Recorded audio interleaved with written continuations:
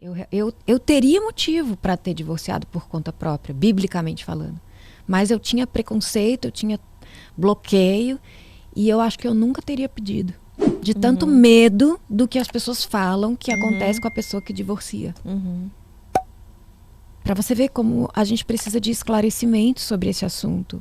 Porque tem pessoas que estão com a vida em risco, tem mulheres que vivem uma subvida, tem pessoas que...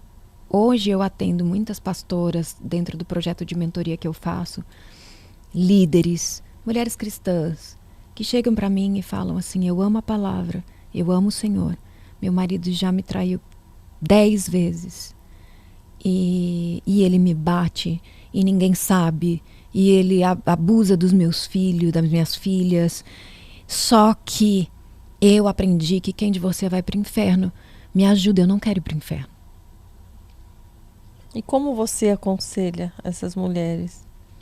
Aonde a gente encontra na palavra um respaldo para em que momento a gente pode se divorciar ou não? A verdadeira história do divórcio você não escuta em todo lugar. E isso é inclusive tema do livro chamado Deus Ama a Mulher.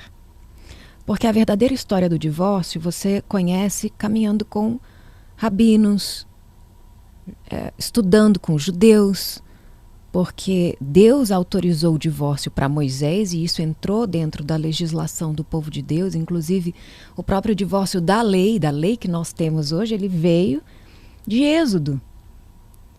Isso existiu porque Moisés apresentou a Deus uma oportunidade para aquelas mulheres que eram repudiadas, maltratadas, traídas, e de repente não podiam, tinha acabado a vida delas.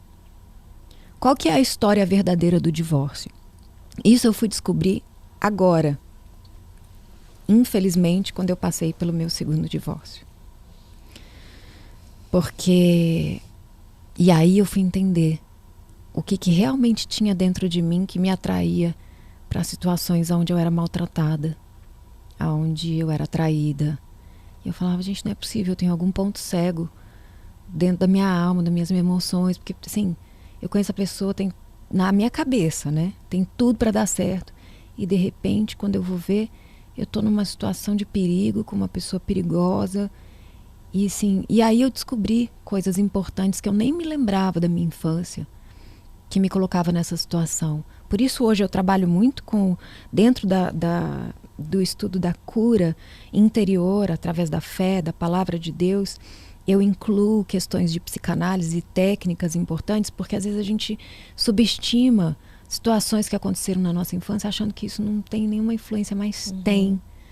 Porque elas falam muito para nós sobre nós mesmas, sabe? E hoje eu me considero, assim, muito, muito, muito longe, distante daquela Bianca, que teve aqueles 2 casamentos, né? Mas eu tive que enfrentar. As pessoas não fazem nada com você que você não permitiu. Não adianta você falar: ele é um monstro, mas você deixou. Mas você casou com ele. Não adianta a gente querer... a fulano estragou minha vida. Não. Eu permiti, eu escolhi, eu deixei, mesmo que inconscientemente. E a gente não vai conseguir nunca mudar a nossa história mudando alguém. A gente só vai conseguir mudar a nossa história mudando a gente.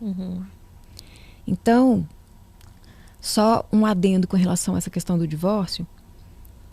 No Antigo Testamento, Deus obviamente deixou claro: eu odeio o divórcio, que Deus uniu, não separe o homem. Deus fez o homem para viver com a mulher para viver com o homem. Nós somos feitos para esse relacionamento íntimo, maravilhoso, que constrói uma família. Porém, eles tinham, num determinado momento, eles começaram a adquirir o hábito da poligamia, mesmo não sendo propósito de Deus. E aí você vê no Antigo Testamento alguns homens de Deus que tinham mais de uma esposa, porque eles aprenderam isso vendo os costumes dos outros povos. Não era algo vindo da parte de Deus, mas isso foi tolerado. E por causa de um machismo que eu acho que desde aquela época era um comportamento humano mesmo. Tem gente que acha que a Bíblia é machista. A Bíblia não é machista. Eu acho que os homens criaram esse comportamento por si só, por inúmeros motivos. Muitas vezes para se impor, para exercer o domínio, para exercer o governo, talvez para lutar contra alguns outros tipos de organizações matriarcais, né? Os outros povos tinham deusas, que eram mulheres.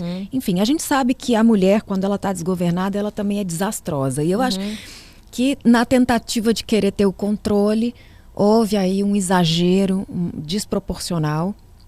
E isso também acontecia dentro do povo judeu, porque eles tinham várias mulheres e eles tinham uma regra rígida. Se aquela mulher não cozinhou do jeito que ele gostava, se ela falou demais numa hora que ela não podia falar. Quem conhece a cultura judaica sabe que existem algumas regras de comportamento social que inclui uma diferença entre o homem e a mulher. A mulher normalmente anda atrás do homem, a mulher não fala em público, etc. E tal. Quando fala, tem uma regra, tem um momento, etc. E aí, esses homens, eles simplesmente, essa mulher me desagradou, eu não quero mais ela para mim. E eles chamam isso de repúdio. Eu vou repudiar ela. Eu não chamo ela mais para dormir comigo. Ele tem várias esposas, cada dia é o dia de uma. Aquela não vai ter mais. Então ela meio que ficou viúva de marido vivo. Ela tá ali, ela não. Todas começaram a ter filhos, ela não.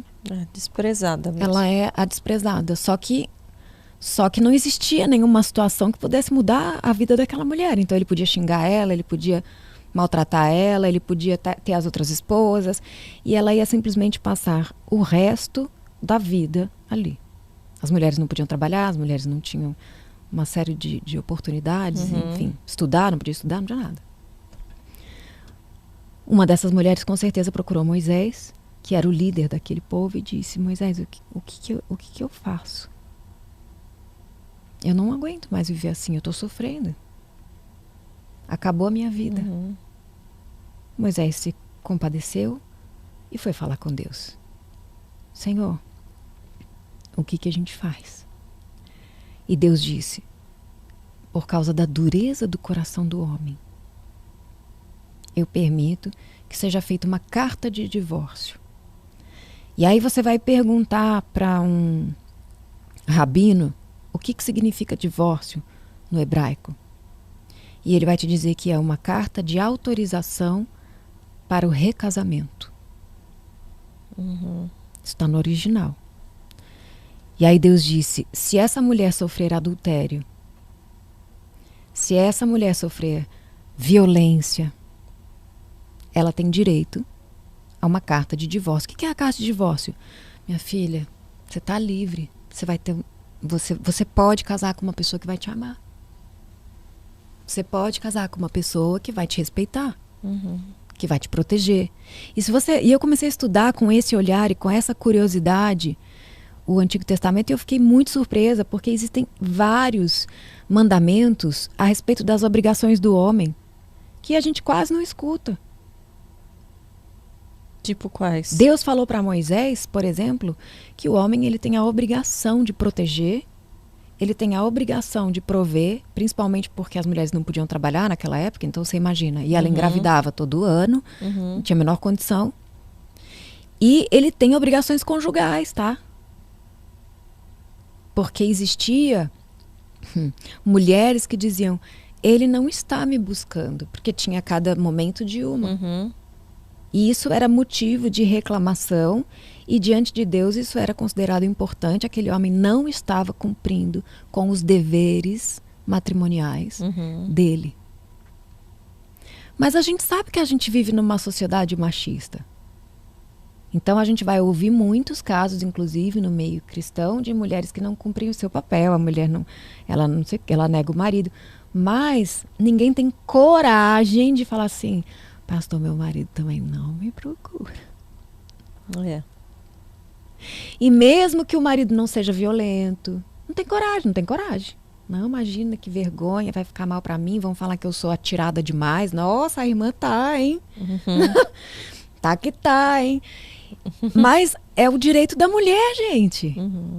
Ser amada, ser desejada, ser protegida, ser amparada. E quando a gente fala sobre o homem provedor, não é que ele tem que pagar tudo.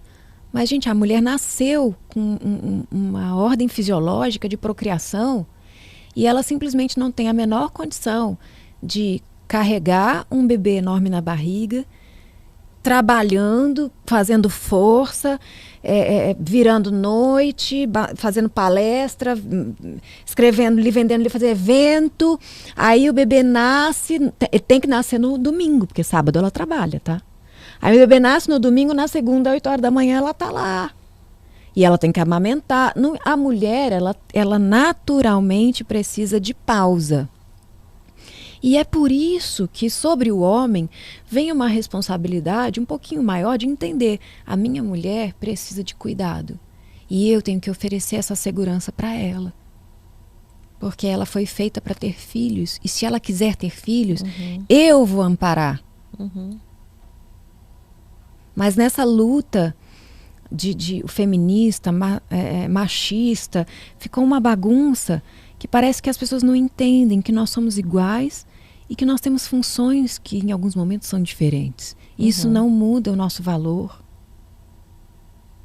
Não muda o quanto a gente precisa um do outro.